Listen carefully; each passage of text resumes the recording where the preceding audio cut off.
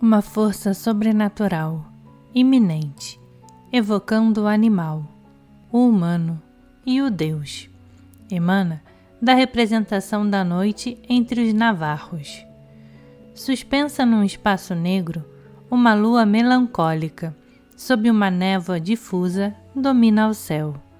Por trás dela, em perfeito equilíbrio, um sol velado reforça sua soberania na sequência de um dia que se desvaneceu.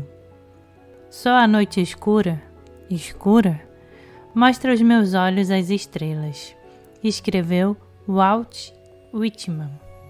Aqui, as linhas que intersectam como teias de aranha traçam o caminho da Via Láctea, entre os celestes rastos de coelho, a pista da grande serpente e outras configurações.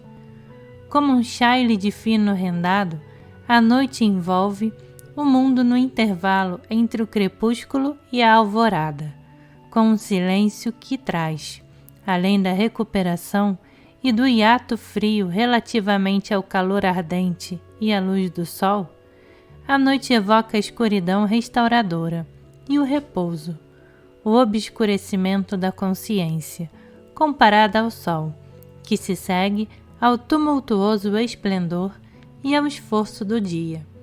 Mas para os ouvidos e olhos da noite, a vinda da escuridão também é um despertar, um mundo luminoso manifestado no intenso jogo dos pirilampos, o secreto sussurro dos forrageiros, o voejar das asas dos morcegos ao nascer da lua.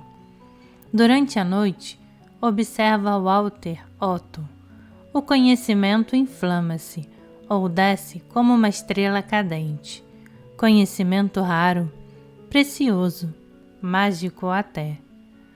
Um mito órfico representa a noite como ela era, no início, uma ave de asas negras com poderes oraculares, que inspiravam reverência.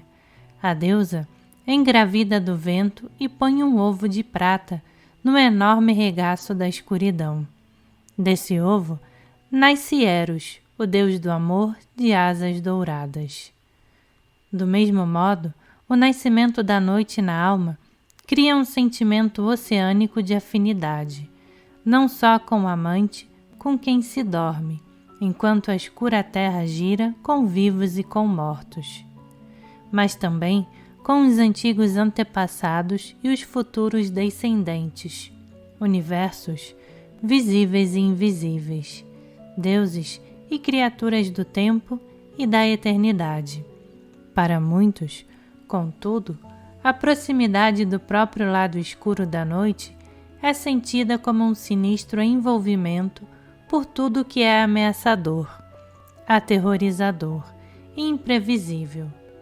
Mais do que transformar o mundo numa imensa similitude, o início da escuridão pode intensificar um sentimento de alteridade. A noite como amiga do predador, do traidor, do ladrão e do pesadelo, os inquietos mortos-vivos que secam o sangue dos vivos. Ou, como um espelho do abismo aquoso, o céu noturno pode evocar a solidão do vazio, nos limites do qual a terra e os seus habitantes parecem pequenos e insignificantes. A noite simbolizou frequentemente a velhice usurpadora e a morte física, as luzes finais que se escapam de uma vida. Desse modo, ela pode ser antecipada com horror ou como uma bem-vinda libertação. Numa escala cósmica, a noite de Brahma dos hindus significa um intervalo de não manifestação, na sequência do fim cataclísmico de um ciclo, enquanto Vishnu dorme no oceano cósmico durante a noite das noites, que tudo abarca, a integridade e o encanto originais do universo sofrem nova incubação.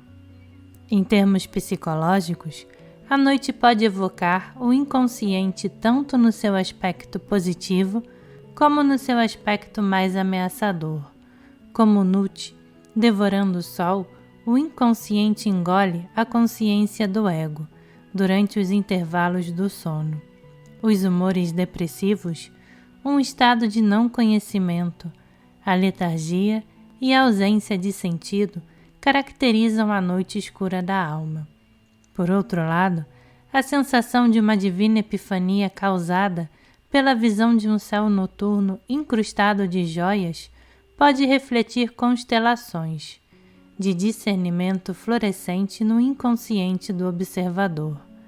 A miríade de pequenas luzes que gradualmente se revelam ao consciente. A propósito do deus grego Hermes, o sedutor e letal, companheiro da noite, cuja vara dourada adormecia as almas e voltava a despertá-las.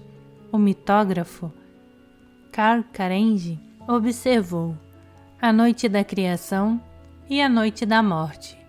Não as transportamos em nós? Não torna a perspectiva da noite de Nut possível o movimento de regeneração no sentido da alvorada?